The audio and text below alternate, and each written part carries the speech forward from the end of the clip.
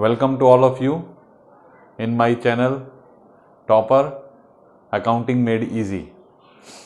दोस्तों, अभी तक पार्टनरशिप अकाउंटिंग के अंदर हमने अपना पहला चैप्टर जो बेसिक फंडामेंटल्स था, जिसमें आपको पूरी अकाउंटिंग के अंदर जो पार्टनरशिप अकाउंटिंग का पर्टिकुलर अगर मैं बात करूं तो उसके जो भी बेसिक कॉन्सेप्ट थे वो सब हमने पढ़ लिए, जिसमें हमने P&L appropriation, past adjustments, interest on capital calculation, calculation of interest on drawing, guarantee to of minimum profit to a partner, ये सब बेसिक कॉन्सेप्ट्स हमने अभी तक पढ़ लिए हैं। अभी हम लोग पार्टनरशिप अकाउंटिंग के नेक्स्ट चैप्टर की ओर मूव कर रहे हैं, जिसका नाम है रिकॉन्स्टिट्यूशन ऑफ पार्टनरशिप फर्म। जो ये रिकॉन्स्टिट्यूशन ऑफ पार्टनरशिप फर्म है, ये अपने आप में एक बहुत बड़ा टॉपिक है, जिसके अंदर हमें आने वाले समय में 3-4 चैप्टर पढ़ने को मिलेंगे। तो सबसे पहले आपको अगर याद होगा तो पार्टनरशिप अकाउंटिंग जब हमने करना सीखा था, तो पार्टनरशिप अकाउंटिंग का जब हमने मीनिंग और उसका डेफिनेशन पढ़ा था, तो वहाँ पर एक बहुत ही इम्पॉर्टेंट उसका एक फीचर था कि partnership is an agreement between 2 और more than 2 person. Agreement means what? Agreement means to share profit and loss of a particular business. यानी किसी भी बिजनेस के जो हम पार्टनरशिप बिजनेस हमने किया है, उस पार्टनरशिप बिजनेस के प्रॉफिट एंड लॉस को आपस में शेयर करना, आपस में उनका एक पार्टनरशिप एग्रीमेंट रहता है। तो इसका मतलब है कि जब भी प्रॉफिट शेयरिंग रेशियो चेंज होगी, तो इसका मतलब क्या होगा कि there will be a change in constitution of the firm. तो इसी को हम क्या बोलेंगे? Reconstitution of partnership firm. तो इसमें बेसिकली होता क्या है कि जब भी पार्टनर्स अपने आपस में प्रॉफिट शेयरिंग रेशियो चेंज करते हैं, चाहे वो खुद करें या कुछ ऐसे सर्कमस्टांसेस हो जाएं कि जिसकी वजह से उनको अपनी प्रॉफिट शेयरिंग रेशियो चेंज करनी पड़ रही है, तो यहाँ पर हम इसको क्या बोलेंगे? Reconstitution of partnership firm. Reconstitution का मतलब change in profit sharing ratio. तो यहाँ पर आपको ध्यान रखना है कि जब भी प्रॉफिट शेयरिंग रेशियो चेंज होगी, तो उस कंडीशन में पार्टनर्स का जो ओल्ड एग्रीमेंट है, ठीक है, वो क्लोज हो जाएगा और जो new profit sharing ratio decide की जाएगी, ठीक है, वो उनका एक नया पार्टनरशिप एग्रीमेंट के अंदर रहेगा। अब देखिए, दूसरा इंपॉर्टेंट इसमें पॉइंट जो आपको ध्यान रखना है कि जब भी फर्म के अंदर रिकॉन्स्टिट्यूशन ऑफ पार्टनरशिप फर्म होता है, तो हमें ये बात हमेशा याद रखनी है कि पार्टनरशिप रिकॉन्स्टिट्यूशन होने से पार्टनरशिप के रिलेशन चेंज होते हैं, ठीक है, लेकिन पार्टनरशिप फर्म कंटिन्यू रहती है, बिजनेस कंटिन्यू रहता है, ठीक है। तो यही हमारा टॉपिक है, रिकॉन्स्टिट्यूशन ऑफ पार्टनरशिप फर्म। तो अब बेसिकली हम लोगों को ये मालूम होना चाहिए कि किसी एक पार्टनरशिप बिजनेस के अंदर रिकॉन्स्टिट्यूशन के क्या क्या रीजन हो सकते हैं, यानी वो कौन कौन से रीजन है जिसकी वजह से पार्टनर्स की प्रॉफिट शेयरिंग रेशियो चेंज होती है। तो देयर आर सेवरल फैक्टर्स, तो उनमें हम क्या करेंगे, एक एक करके सब चीजों को स्टडी करेंगे। तो सबसे पहले अगर मैं रीजन की बात करूं, reason for reconstitution means change in profit and loss sharing ratio. तो वो कौन कौन से रीजन है, वो कौन कौन से सर्कमस्टांसेस है जहां पर किसी फर्म की प्रॉफिट शेयरिंग रेशियो चेंज होती है। तो इसमें सबसे पहला रीजन जो है वो है म्यूचुअल एग्रीमेंट। म्यूचुअल एग्रीमेंट का मतलब होता है कि पार्टनर्स ने आपस में ही मिलकर डिसाइड किया कि अब हम क्या करेंगे, अब तक बिजनेस के अंदर जितने भी प्रॉफिट एंड लॉस थे उसको हम किसी पर्टिकुलर रेशियो में बांट रहे थे। Now with effect from this date हम क्या करेंगे, अपनी प्रॉफिट शेयरिंग रेशियो को चेंज कर लेंगे। तो उस कंडीशन में क्या होगा कि उनके पुराने रिलेशन जो है वो खत्म हो जाएंगे, यानी पुराना एग्रीमेंट क्लोज हो जाएगा और जो भी उनकी न्यू प्रॉफिट शेयरिंग रेशियो होगी वहां से उनका एक नया एग्रीमेंट बन जाएगा। तो पहला रीजन क्या रहा? Mutual agreement. म्यूचुअल एग्रीमेंट में क्या होता है कि पार्टनर्स वहीं के वहीं रहते हैं। पहले भी 3, मान लीजिए फॉर एग्जांपल ABC 3 पार्टनर हैं, उनकी रेशियो थी मान लीजिए 2:2:1। अब उन्होंने डिसाइड किया कि हम इक्वल रेशियो में आपस में प्रॉफिट डिवाइड करेंगे। तो यहां पर क्या है कि ना तो कोई पार्टनर आया ना कोई पार्टनर गया, सिर्फ उनकी जो आपस में प्रॉफिट शेयरिंग रेशियो है वो चेंज हुई। तो इसको हम क्या बोलेंगे? पहला रीजन म्यूचुअल एग्रीमेंट।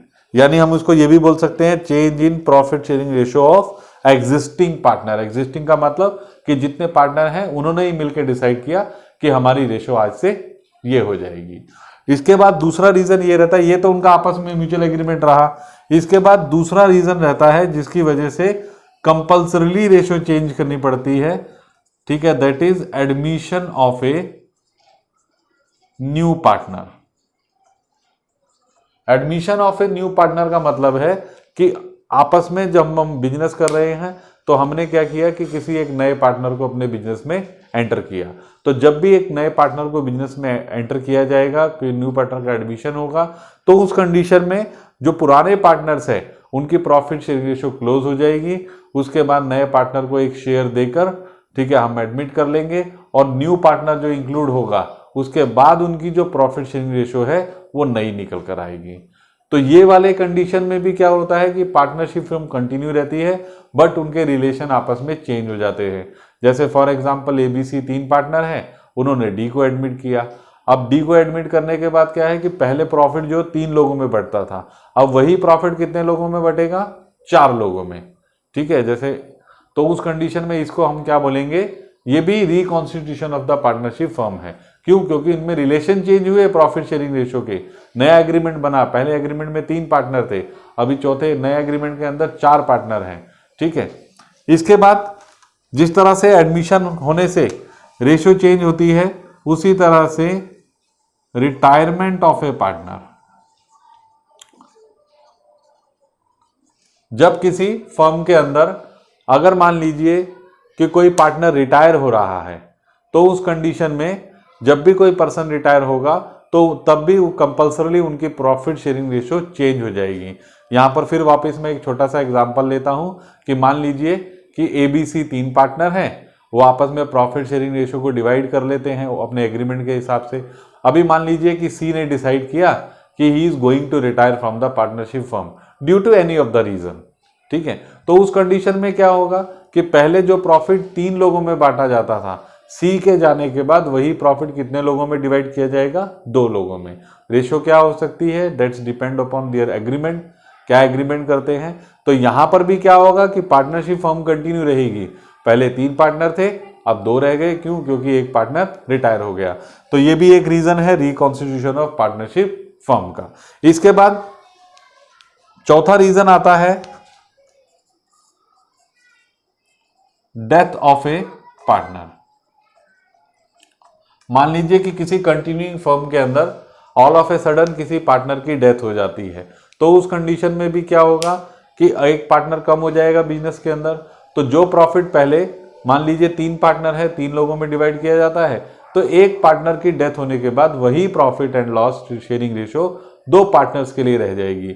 तो क्या होगा कि पहले जो 3 लोगों में एग्रीमेंट था, वो एक पार्टनर की डेथ होने के बाद वो एग्रीमेंट सिर्फ 2 लोगों के बीच में होगा, जो कि नया भी एग्रीमेंट बनाएंगे वो 100%। तो उस कंडीशन में जो भी उनकी प्रॉफिट शेयरिंग रेशियो होगी, तो वो भी आपका रिकॉन्स्टिट्यूशन ऑफ पार्टनरशिप फर्म ही माना जाएगा। इसके बाद नेक्स्ट आता है एक इंपॉर्टेंट रीजन,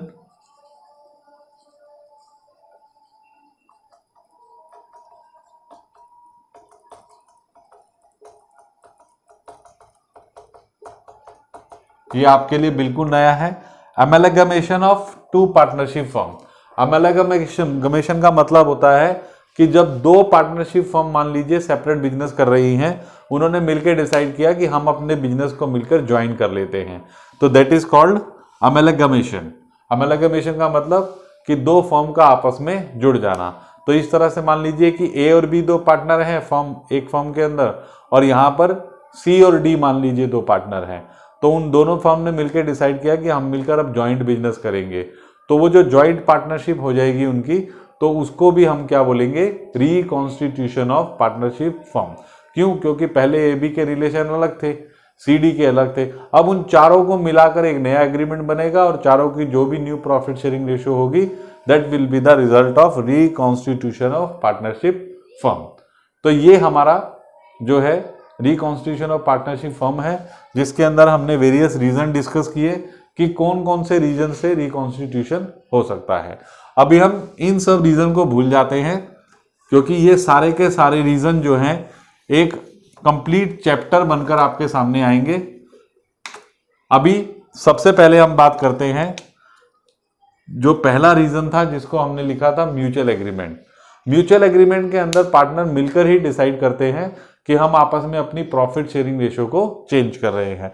तो जब भी ऐसी कंडीशन आती है कि एग्जिस्टिंग पार्टनर आपस में मिलकर डिसाइड करें कि हमारी प्रॉफिट शेयरिंग रेशियो ये होगी, तो उस कंडीशन में नया एग्रीमेंट बनेगा, न्यू प्रॉफिट शेयरिंग रेशियो होगी। बट अब यहां पर ये आता है कि ये तो थ्योरेटिकल पोर्शन रहा, बट अब ये आता है कि उसके अकाउंटिंग इंपैक्ट क्या होंगे, यानी हम उसको जब अकाउंटिंग वे में इसको ट्रीट करेंगे तो इसके लिए हमें क्या क्या चीजें ध्यान रखनी है, या क्या क्या ये सोच बोल सकते हैं कि क्या क्या इफेक्ट्स आएंगे पार्टनरशिप बिजनेस के अंदर, अकाउंटिंग पॉइंट ऑफ व्यू से हमें क्या क्या करना पड़ेगा। तो सबसे पहला इसमें जो है इफेक्ट ऑफ रिकॉन्स्टिट्यूशन, कि जब भी हम फर्म को रिकॉन्स्टिट्यूट करेंगे ड्यू टू दिस रीजन, यानी change in profit sharing ratio of existing partner, तो वहां पर क्या क्या इफेक्ट्स आएंगे अकाउंटिंग पॉइंट ऑफ व्यू से। तो पहला ऑब्वियसली कि उनका जो प्रॉफिट शेयरिंग रेशियो जो है वो चेंज हो जाएगा। तो उसके लिए हमें क्या करना पड़ेगा, कैलकुलेशन ऑफ सैक्रिफाइसिंग रेशियो और गेनिंग रेशियो। किसी एक पर्टिकुलर चीज को जब कोई पार्टनर आपस में किसी एक रेशियो में डिवाइड करते हैं, अगर वो रेशियो चेंज कर लेते हैं आपस में, तो ऑब्वियसली क्या होगा कि पार्टनर्स को मिलने वाले जो शेयर्स हैं किसी एक पार्टनर के अगर बढ़ जाएंगे तो दूसरे पार्टनर के कंपैरेटिवली उतना ही कम हो जाएंगे। तो यहां पर हमको क्या करना पड़ेगा, यहां पर हमको कैलकुलेट करना पड़ेगा कि किस पार्टनर ने सेक्रीफाइस किया, यानी किस पार्टनर की रेशियो कम हो गई, और किस पार्टनर ने गेन किया, मतलब किसका परसेंटेज ऑफ प्रॉफिट पहले के मुकाबले बढ़ गया। इसके बाद दूसरा ये आता है जो बहुत ही इंपॉर्टेंट फैक्टर है, कि एक बात हमेशा हमको याद रखनी है जीवन में कि कोई भी व्यक्ति किसी भी आदमी को फ्री ऑफ कॉस्ट में कुछ नहीं देता। यानी हर चीज का अकाउंट्स की अगर मैं बात करूं पर्टिकुलर, या बिजनेस पॉइंट ऑफ व्यू से बात करूं, तो हर एक चेंज के लिए कुछ ना कुछ कंसिडरेशन होता है। यानी अगर पार्टनर्स आपस में प्रॉफिट शेयरिंग रेशियो चेंज कर रहे हैं, एक पार्टनर का प्रॉफिट शेयरिंग रेशियो बढ़ रहा है, दूसरे का डिक्रीज हो रहा है, तो जिसका प्रॉफिट शेयरिंग रेशियो परसेंटेज कम हो रहा है तो वो फ्री ऑफ कॉस्ट कभी भी किसी को कुछ नहीं देगा। तो उसके लिए हमें क्या करना पड़ेगा, फर्म की जो भी गुडविल होगी, ठीक है, गुडविल एक पर्टिकुलर टॉपिक है जिसको हम बाद में डिटेल में पढ़ेंगे, बट फिलहाल हमको इतना ध्यान रखना है कि उस दिन फर्म की जो भी गुडविल होगी उसको वैल्यू किया जाएगा, और वैल्यू करने के बाद गुडविल के बेस पर शेयर्स को परचेज और सेल किया जाएगा। यानी जो पार्टनर गेन करेगा वो क्या करेगा, सेक्रीफाइसिंग पार्टनर को एक प्रोपोर्शनेट अमाउंट पे करेगा। तो उसके लिए सेकंड जो ट्रीटमेंट रहेगा, सेकंड इफेक्ट आएगा, that will be treatment of goodwill, ये काम किया जाएगा। इसके बाद क्योंकि यहां पर क्या है कि फर्म का जो पार्टनरशिप एग्रीमेंट है वो क्या है, क्लोज हो रहा है, और उसके बदले में क्या है, एक नया एग्रीमेंट बन रहा है।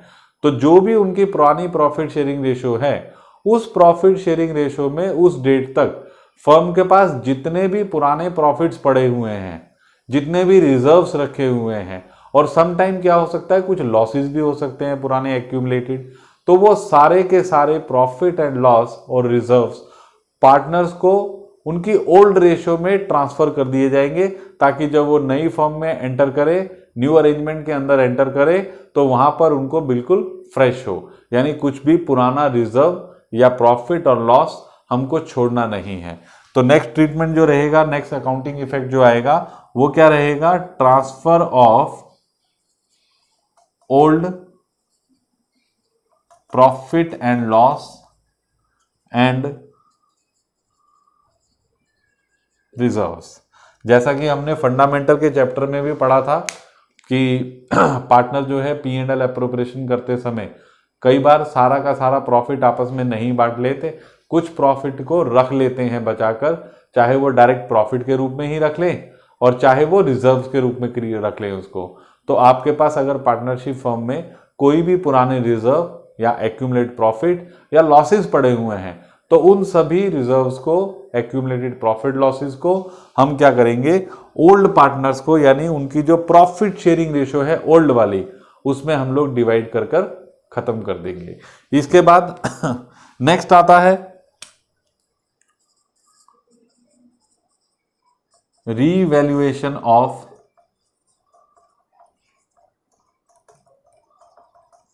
Balance sheet, that is assets and liabilities। ये आपके लिए थोड़ा नया है कि रीवैल्यूएशन ऑफ बैलेंस शीट का मतलब कि देखिए अभी एक पुराना एग्रीमेंट क्लोज हो गया, उसकी जगह पर क्या है कि नया एग्रीमेंट आ रहा है। तो जो एग्जिस्टिंग पार्टनर हैं उन्होंने जिस दिन ये चेंज कर रहे हैं उस दिन तक पुरानी जितनी भी उनके पास असेट्स या लाइबिलिटीज हैं उनको वो क्या करेंगे, एक बार रीवैल्यूएट करेंगे, उनका मार्केट वैल्यू निकालेंगे कि जो हमने असेट्स परचेज की थी उसका आज की डेट में एक्चुअल प्राइस क्या है, ताकि उसके अंदर अगर असेट्स की वैल्यू कुछ बढ़ गई है तो पुराने जो उनकी जो ओल्ड रेशो है उसके अंदर उसको प्रॉफिट दिया जा सके। और इन केस अगर मान लीजिए कि उसकी वैल्यू घट गई है तो उसकी वजह से जो भी लॉस हुआ है उनकी असेट्स की वैल्यू में, तो उस लॉस को उनको पुरानी रेशो में ही ट्रांसफर किया जाए। इसी तरह से सेम जो बेसिक कॉन्सेप्ट है वो लाइबिलिटीज के लिए भी लागू होता है कि अगर लाइबिलिटीज की वैल्यू इंक्रीज हो गई है तो उस कंडीशन में उसके अंदर होने वाला जो भी लॉस है पार्टनर्स को उनकी ओल्ड रेशो में ही दे दिया जाए। और अगर मान लीजिए कि लाइबिलिटीज का असेसमेंट करते समय, रीवैल्यूएशन करते समय अगर लाइबिलिटीज की वैल्यू घट गई है तो उस कंडीशन में जो भी प्रॉफिट होने वाला है due to decrease in value of liabilities, तो वो पार्टनर्स को पहले ही बांट दिया जाए ताकि न्यू एग्रीमेंट के अंदर पुराना कोई भी इशू चलकर ना आए। ठीक है, तो नेक्स्ट क्या रहेगा हमारा, revaluation of balance sheet, that is assets and liabilities. इसके बाद नंबर 5 पे और लास्ट में आने वाला टॉपिक है जो कि हमको कई बार क्वेश्चन में देखने को मिलेगा, वो रहेगा change in capital structure of partners. कई बार क्या है कि जब वो पार्टनर्स अपनी प्रॉफिट शेयरिंग रेशियो चेंज करते हैं तो उस कंडीशन में अगर पार्टनर्स चाहें तो आपस में म्यूचुअल एग्रीमेंट द्वारा या जो भी उनका डिसीजन होता है उसके अकॉर्डिंगली चाहें तो अपना कैपिटल स्ट्रक्चर भी चेंज कर सकते हैं। ठीक है, कैपिटल स्ट्रक्चर का चेंज करने का मतलब है कि उन्होंने डिसाइड कर लिया कि अब फर्म की जो है टोटल कैपिटल इतनी होगी और एज पर न्यू रेशियो होनी चाहिए। ठीक है, तो अगर वो ऐसा डिसाइड करते हैं तो उस कंडीशन में जो भी उनकी टोटल कैपिटल डिसाइड होगी उसको हम न्यू रेशियो में डिवाइड कर देंगे और पार्टनर्स की जो एग्जिस्टिंग कैपिटल होगी उसको कंपेयर कर लेंगे। अगर मान लीजिए कैपिटल उनकी बढ़ रही है, यानी पुरानी कैपिटल कम है और न्यू एग्रीमेंट के हिसाब से कैपिटल उनको ज़्यादा है, तो उस कंडीशन में नया जो भी पार्टनर होगा या तो कैपिटल लेकर आएगा। और इन केस अगर इसके अपोजिट में अगर मान लीजिए कि जो उनकी एग्रीड कैपिटल है, ठीक है, वो ज़्यादा है और पुरानी वाली कैपिटल मान लीजिए कम है, तो उस कंडीशन में तो मैंने आपको बताया कि लेकर आएंगे। लेकिन अगर न्यू एग्रीमेंट के अकॉर्डिंगली एग्जिस्टिंग कैपिटल ज़्यादा है लेकिन एग्रीड कैपिटल अभी कम है, तो उस कंडीशन में एज पर केस पार्टनर कुछ पैसा विड्रॉ भी कर सकते हैं, जो कि हम पहले भी पढ़ चुके हैं, that is called permanent withdrawal of the capital.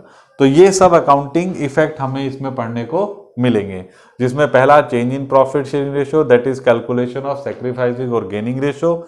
इसके बाद ट्रीटमेंट ऑफ गुडविल के अंदर, इसके बाद transfer of old profit and reserves and revaluation of balance sheet, and that is assets and liabilities, and last one will be change in capital structure of the partners। ठीक है, तो ये basic चीजें पढ़ने को मिलेंगी। तो अभी हम लोग क्या करते हैं, ये तो रहा इसका थ्योरेटिकल पोर्शन, अभी हम इसके प्रैक्टिकल पोर्शन में चलते हैं और एक क्वेश्चन ऐसा देखते हैं जिसमें हमें पहले 2 टॉपिक हमको कवर करने को मिल जाए, that is change in profit sharing ratio and treatment of goodwill.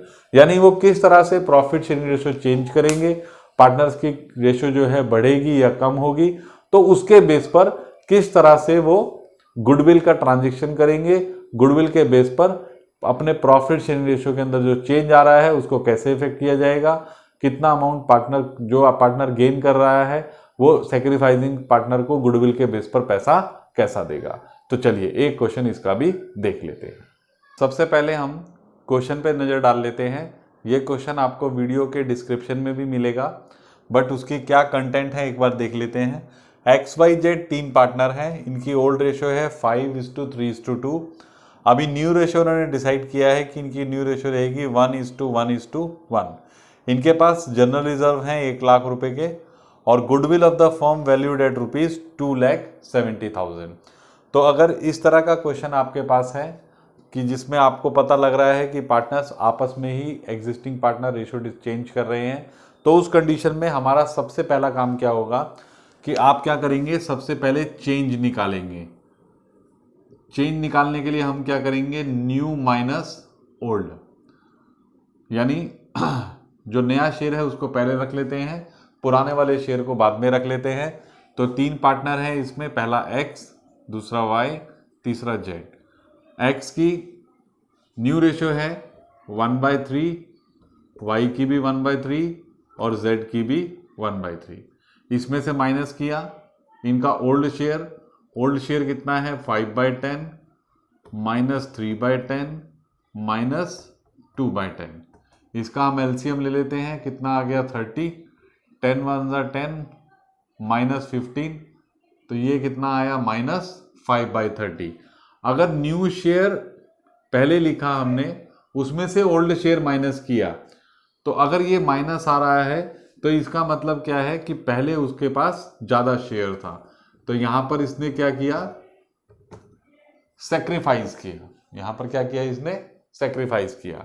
इसके बाद y के उसमें चलते हैं इक्वेशन में, एलसीएम ले लेते हैं, तो 10 - 9 1/30।